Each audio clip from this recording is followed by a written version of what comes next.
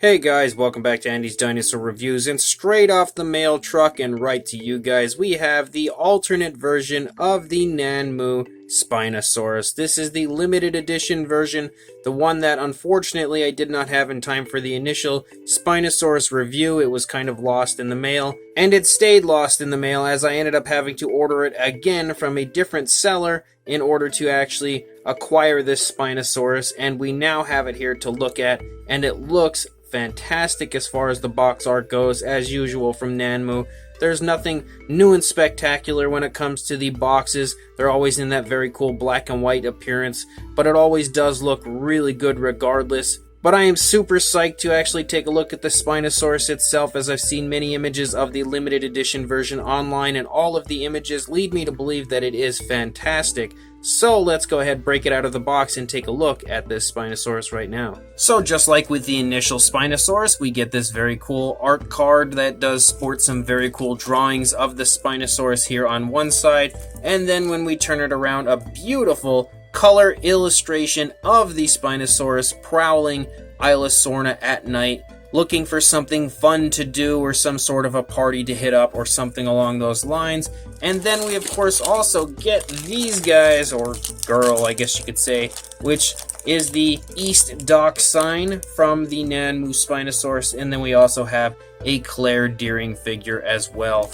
I have actually shown both of those off, along with the art card actually, in the initial Spinosaurus review, so we don't really need to look at those right now. But what we are interested in is the Spinosaurus itself. And without question, it is amazing looking in person, and definitely has quickly bypassed the JP3 version as far as which one of these Nanmu Spinosaurus figures I like more. I definitely like this one more, which is sad for anyone that agrees with me that chose to buy the JP3 version, as this one being limited only gets one run, and that's basically how the limited edition version is going for this.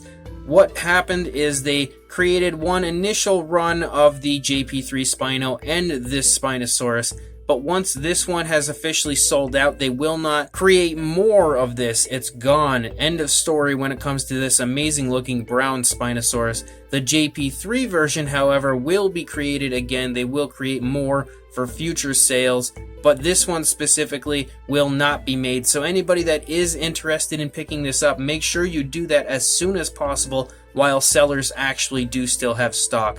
But I'm really psyched to take a look at this Spinosaurus up close, so let's go ahead and get a closer look at it right now. So with this version, we are not going to review the actual sculpt again, as we have already done that in the initial JP3 version, and we don't need to look at all the details or anything again. So if you want to see a more detailed review of the actual sculpt of the figure, make sure you check the description, as I will include a link down there to the initial Jurassic Park 3 version of this Spinosaurus. What we are here to look at is basically what's different in comparison to the previous version, and if we look at the head is absolutely beautiful when it comes to the paint application they've used.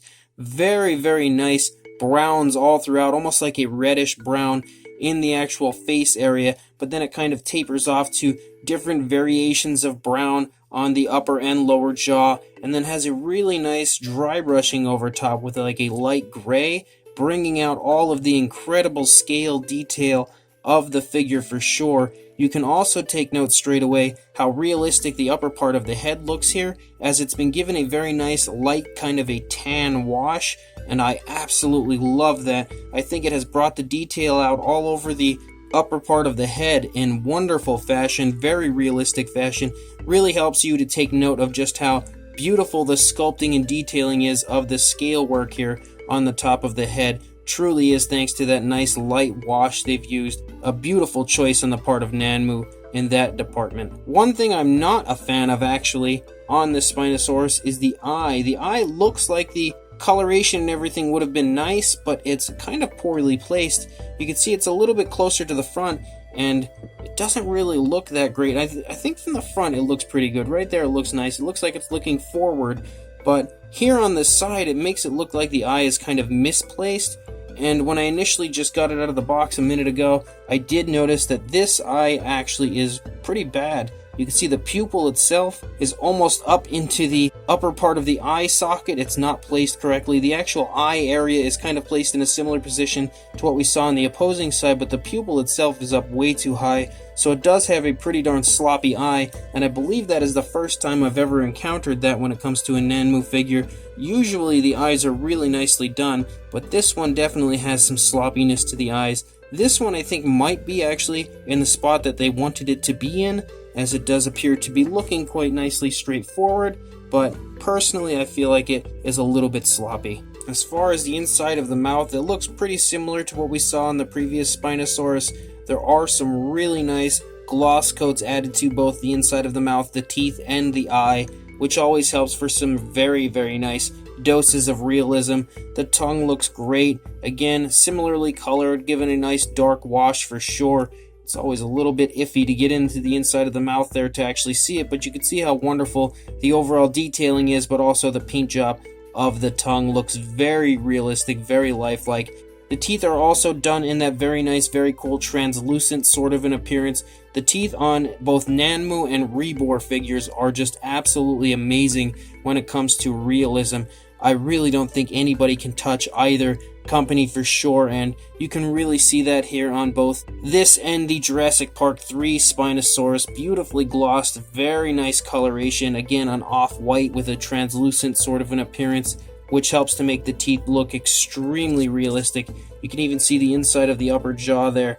Look at how beautiful that looks with all the wonderful dark wash included and the beautiful paint application. Extremely, extremely realistic. Absolutely phenomenal paintwork on this Spinosaurus. And then as we start to lead down here into the neck, you can again pick up on the fact that that light wash is included, bringing out all that wonderful scale detail up there with a very nice dark brown. And you can see some variations of brown down here as it kind of stripes through the body, similar to what it pretty much does through the entire body. And I think it looks really, really good. Very nice light creamy coloration here for the throat and the underbelly as we move down into the body. You can also pick up on quite a few variations of brown throughout the arm sculpt and the hand sculpt. Again, really beautifully done. Absolutely phenomenal paintwork on this Spinosaurus. You can see many variations of coloration throughout the arms and hands. And again, that light wash bringing out that beautiful scale detail. Look how incredible that looks thanks to that light wash. And they've done that throughout most of the different areas of the body. You can again see it up here with that very nice scoop-like appearance to those scales. The light wash has brought out that detail in brilliant fashion. The sail is painted with some very nice dark browns and then lighter browns, and it almost has like a rainbow type appearance, how it comes up and runs the entire shape of the sail, and I think it looks really good, really natural, especially from a distance. You can see how beautiful that paintwork is. I really love the color of the sail as well. Once we move down here into the stomach region, you can start to see that brown striping that runs along the body, and then that light kind of underbelly that leads up into the stomach and it stripes back and forth. Looks extremely cool there as well. You move back here into the thigh. Again, that light wash has brought out that scale detail so beautifully. I absolutely love that, and it's kind of mixed with like almost a burnt umber brown or almost like a black. It's very dark coloration, and I think it looks great. Again, you can see a mixture of the brown stripes similar to what you see here, and then that light coloration that stripes back and forth. Looks extremely cool, runs down the entire leg, and you can see that the foot is beautifully painted as well with many variations of brown, very realistically. Again, black coloration for the nails with a nice light gray dry brushing, bringing out even the detail of the nails in beautiful fashion on the feet area. And then as we lead out the tail, you can see that striping continue, but the striping is much larger now, and you have a mixture of like that dark brown and then some lighter browns and even that same reddish brown that you saw up on the face. As you run out the entire length of the tail, it stripes the whole way out and looks great. Honestly, looks fantastic. Looking at the opposing side, you can see the paintwork is very consistent on both sides when it comes to exactly how it looks. You've also got a darker area here for the tip of the lower jaw. But as we run along the body, again, you can pick up on all the beautiful detailing that has been brought out with that nice light wash. And again, the really beautiful browns all over the body, very vibrant browns. and then there's dark browns like you have up here in the upper areas. But even in the darker browns, like I said, that light wash has really brought those areas out in wonderful fashion. Again, the sail looks great over here as we lead down the leg. Beautiful paintwork, really nicely painted feet once again. Love the browns down there as well. And all the paint is applied in very realistic fashion. It all generally looks like body color, and in absolutely no way looks like paint on a figure. This one is painted so beautifully, and in my opinion definitely is better than the Jurassic Park 3 Spinosaurus. Again, not everyone's going to share that opinion with me, but as far as I'm concerned, I really love this one quite a bit more than the JP3 one. And one thing that I do want to comment on that was actually a little bit of an issue with my Jurassic Park 3 version was the tail seam. The tail seam was kind of a pain in the butt on my JP3 version, and there's the tail seam right there on this version, but this one is really smooth. I almost don't even notice it at all, and it's right there in that dark brown area, so it really kind of covers that tail seam up, which there's almost no tail seam to begin with. It's almost non-existent. The only way you can really pick up on it is looking at the underside, and that's just if you're actually looking for it. On my JP3 one, it wasn't perfectly placed. The tail seam actually stuck out a little bit from the body, but I don't see that here on this one at all, so that is awesome to see that the tail seam is so good.